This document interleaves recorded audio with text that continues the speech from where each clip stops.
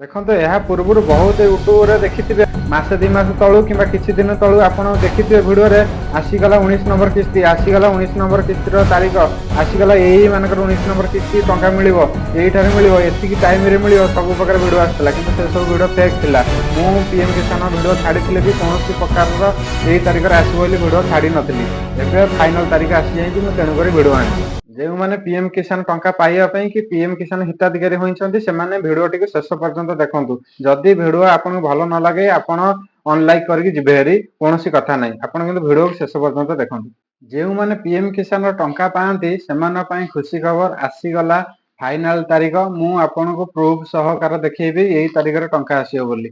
ମୁଁ PM କିଷାନର video ଛାଡ଼ିଛି କିନ୍ତୁ କେବେ କହିନି ଯେ ଏଇ ତାରିଖରେ ଟଙ୍କା ଆସିବ ବୋଲି, କାରଣ କୌଣସି ପ୍ରକାର ସରକାରଙ୍କ ତରଫରୁ ଘୋଷଣା ହୋଇନଥିଲା। ତେଣୁକରି ମୁଁ ଆପଣମାନଙ୍କୁ କେବେ ମିଛ କହିବିନି ବୋଲି ଭାବିଛି, ତ କେବେ ବି କହିନି ଯେ ଏଇ ତାରିଖରେ ଟଙ୍କା ଆସିବ ବୋଲି। ମୁଁ ଆପଣଙ୍କର କହିଛି କଣ କଲେ ଟଙ୍କା ଆସିବ, କଣ କଲେ ଟଙ୍କା ଆସିବନି, ସେ ସବୁ ବିଷୟରେ ଆପଣଙ୍କୁ ଜଣାଇଛି। ଟଙ୍କା ଆସିବା ତାରିଖ ଜାଣିବା ପୂର୍ବରୁ ଭିଡ଼ିଓଟିକୁ ସମ୍ପୂର୍ଣ୍ଣ ଦେଖନ୍ତୁ, ନଚେତ ଆପଣଙ୍କ ଟଙ୍କା ନ ଆସି ବି ପାରେ। ଦେଖନ୍ତୁ ପୂର୍ବ 18ତମ କିସ୍ତି 9,40,00,000 ହିତାଧିକାରୀଙ୍କୁ ମିଳିଥିଲା। 19 ନମ୍ବର କିସ୍ତି ଏଥରିକ ଯୋଉ ମିଳିବାକୁ ଯାଉଛି 19 ନମ୍ବର କିସ୍ତି 9,70,00,000 ହିତାଧିକାରୀଙ୍କୁ ମିଳିବ। ଯେଉଁଠାରେ କି ହିତାଧିକାରୀଙ୍କ ସଂଖ୍ୟା 9,70,00,000ରୁ ଅଧିକ ଅଛି, କିନ୍ତୁ ସେମାନଙ୍କର କୌଣସି ତ୍ରୁଟି ଯୋଗୁରୁ ସେମାନଙ୍କୁ ମିଳିବ ନାହିଁ, ମିଳିବ 9,70,00,000 ହିତାଧିକାରୀଙ୍କୁ। ଏବେ ବିଳମ୍ବ କରିବା ନାହିଁ, ମୁଁ ଆପଣଙ୍କୁ ତାରିଖ କହିଦଉଛି। ବିହାର ଠାରେ ପ୍ରଧାନମନ୍ତ୍ରୀଙ୍କ ଦ୍ୱାରା ଏକ ସଭା ହେବ, ଯେଉଁଠାରେ କି 24 ତାରିଖରେ ଫେବୃଆରୀ 24 ତାରିଖରେ ସମସ୍ତଙ୍କ ଆକାଉଣ୍ଟକୁ ପ୍ରଧାନମନ୍ତ୍ରୀ ଟଙ୍କା ପଠାଇବେ। ମନେ ରଖନ୍ତୁ ଫେବୃଆରୀ 24 ତାରିଖରେ ସମସ୍ତଙ୍କ ଆକାଉଣ୍ଟକୁ ଟଙ୍କା ଆସିବ। ତାରିଖ ଶୁଣି ସମସ୍ତେ ଭିଡ଼ିଓକୁ ବନ୍ଦ କରନ୍ତୁ ନାହିଁ। ଭିଡ଼ିଓରେ ଦେଖନ୍ତୁ 19ତମ କିସ୍ତି ଆସିବା ପାଇଁକା କଣ ସବୁ କରିବା ପାଇଁ ପଡ଼ିବ। ଦେଖନ୍ତୁ ଆପଣଙ୍କର 3ଟା ଜିନିଷ ଓକେ ଥିବା ଦରକାର।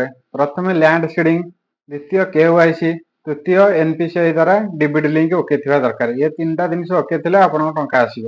ଯଦି ଆପଣଙ୍କର KYC କରିବା ସମୟରେ ଲେଖୁଛି ନୋ ରେକର୍ଡ ଫାଉଣ୍ଡ, ତାହେଲେ ଆପଣଙ୍କ ଟଙ୍କା 19 ନମ୍ବର କିସ୍ତି ଆସିବ ନାହିଁ।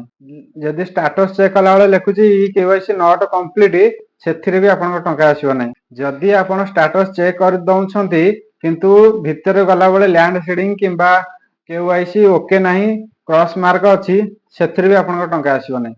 ଯେଉଁ ଚାଷୀ ଭାଇମାନେ CM କିଷାନ ନ ପାଇଁକି ଡାଇରେକ୍ଟ PM କିଷାନ ପାଇଁ ଆବେଦନ କରିଛନ୍ତି, ସେମାନେ ଅପେକ୍ଷା କରିଥିବେ, ସେମାନଙ୍କର ବି ଟଙ୍କା ଆସିବ ନାହିଁ। ପ୍ରଥମେ ଆପଣଙ୍କୁ ଜଣେ CM କିଷାନ ଚାଷୀ ବା CM କିଷାନ ହିତାଧିକାରୀ ହବା ପାଇଁ ପଡ଼ିବ। ତାପରେ ଆପଣ ଲ୍ୟାଣ୍ଡ ସିଡିଂ KYC ଓକେ କରନ୍ତୁ, ଆପଣ PM କିଷାନ ଟଙ୍କା ପାଇପାରିବେ। ଚ୍ୟାନେଲକୁ ସବସ୍କ୍ରାଇବ କରି ରଖନ୍ତୁ। ମୁଁ କିପରି ଲ୍ୟାଣ୍ଡ ସିଡିଂ, କିପରି KYC କମ୍ପ୍ଲିଟ୍ କରେ ସେ ଭିଡ଼ିଓ ଆଣିବି।